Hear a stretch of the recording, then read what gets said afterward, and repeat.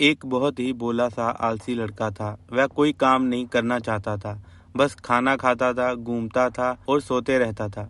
एक दिन उसे किसी ने बताया कि एक आश्रम है जहाँ पर कुछ नहीं करना पड़ता और हर दिन 2 समय का खाना और नाश्ता मिलता है। तुम वहाँ जाकर क्यों नहीं रहते? उस आलसी लड़के ने सोचा, ये तो बहुत ही बढ़िया बात है।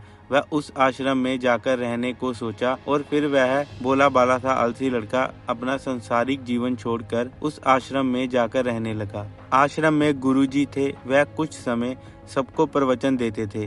वह आलसी लड़का सुनता था, बाकी समय आराम करता था और फिर पेट भर खाना खाकर सो जाता। ऐसे ही उस लड़के के दिन गुजरते गए। एक दिन उस आश्रम में कुछ नहीं बना। नाश्ते के समय नाश्ता नहीं मिला। उसने सोचा, नाश्ता नहीं मिला, भोजन तो मिलेगा। अब भोजन के समय भी उसे भोजन नहीं मिला। लड़का दौड़ करके गुरुजी के पास गया और उसने पूछा कि आज भोजन क्यों नहीं बना।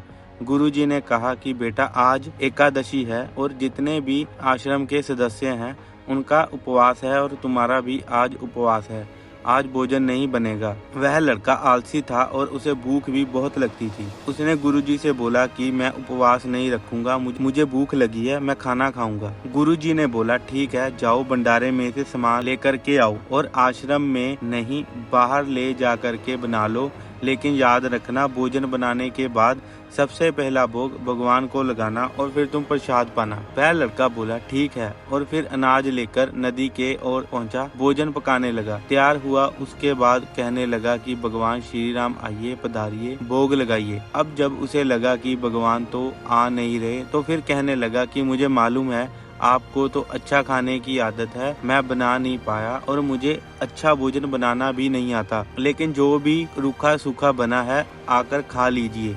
भगवान श्री राम उसकी सरलता पर बहुत ही प्रसन्न हुए और उस लड़के को दर्शन दे दिए। उसने देखा कि भगवान श्री राम आए हुए हैं और उनके साथ माता सीता भी आई है, लेकिन लड़के ने सिर्फ 2 लोगों के लिए ही भोजन बनाया था, एक अपने लिए और दूसरा भगवान के लिए। अब क्योंकि भगवान के साथ माता सीता भी आई हुई थी तो उसने उस भोजन को माता सीता और भगवान के सामने ग्रहण करने के लिए रख दिया। भगवान श्री राम और माता सीता ने भोजन किया और उसके बाद जब वह जाने लगे तो ये भोला सा आलसी सा लड़का बोला कि प्रभु आप आए, दर्शन दिए, बहुत अच्छा लगा। मुझे खाने को तो कुछ नहीं मिला, लेकिन कोई बात नहीं, लेकिन आपसे एक विनती है कि अगली बार जब आएंगे तो कितने लोग आएंगे ये बता दीजिए, ताकि मैं उतने लोगों के लिए भोजन बनाकर रखूं। भगवान श्री राम मन ही मन मुस्कुराए और फिर अंतर ध्यान हो गए। लड़का आश्रम गया, दिन बीतते गए और फिर एकादशी का दिन आया और इस बार उसने 3-4 लोगों के लिए अनाज लेकर खाना बनाने के लिए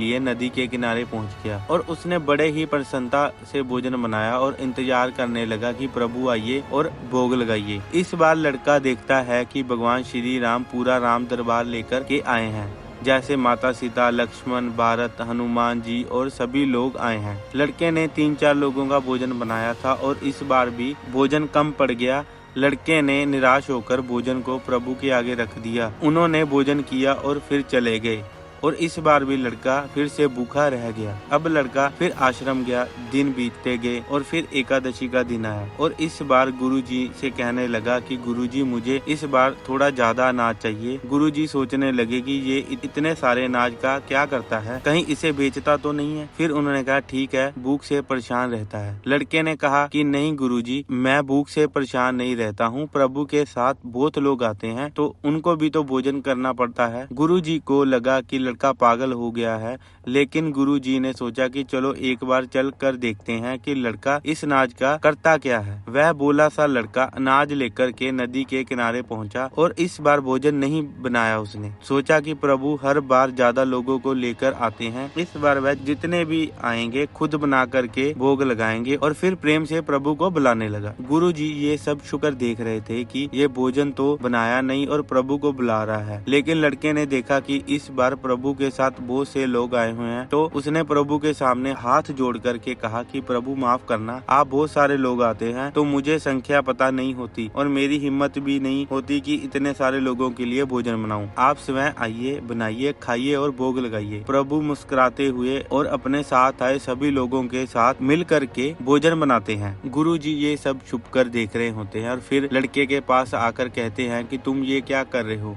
लड़का कहता है कि गुरुजी आपको दिख नहीं रहा कि भगवान श्री राम पधार चुके हैं, माता सीता आई हुई हैं, हनुमान जी आए हुए हैं और सभी लोग आए हुए हैं, भोजन बना रहे हैं। गुरुजी ने बोला कि पागल हो गया है, मुझे तो कोई नहीं दिख रहा। लड़का गुस्सा हो गया और बोला, प्रभु आप ये क्या कर रहे हो? एक तो मुझे भूखा रखा है और गुरुजी को दर्शन नहीं दे रहे हो। जो मुझे पागल समझ रहे हैं कृपा करके गुरुजी को दिख जाओ। भगवान बोले, नहीं मैं इन्हें नहीं दिख सकता। लड़का बोला, क्यों नहीं दिख सकते? मेरे गुरुजी तो बहुत ही महान है, बहुत ही बड़े ज्ञानी हैं। भगवान बोले, हाँ ज्ञानी होंगे लेकिन तुम्हारी तरह सरल नहीं है। जो सरलता तुम में है वो तुम्हारे गुरुजी में नहीं है। लड़के ने ये बात गुरुजी को कह दी कि भगवान श्री राम कह रहे हैं कि आप में सरलता नहीं है, आप मेरी तरह सरल नहीं है, इसलिए आपको नहीं दिख सकते। गुरुजी की आंखें नम हो गई और रोने लगे कि और बोले, बिल्कुल सही कहा, मेरे अंदर तुम्हारे जितना सरलता नहीं है। और फिर माफी मांगने लगे। फिर भगवान ने गुरुजी को भी दर्शन दिए। ये कहानी हमें सिखाती है कि जीवन में सरलता सबसे आवश्यक है। जितने सरल बनोगे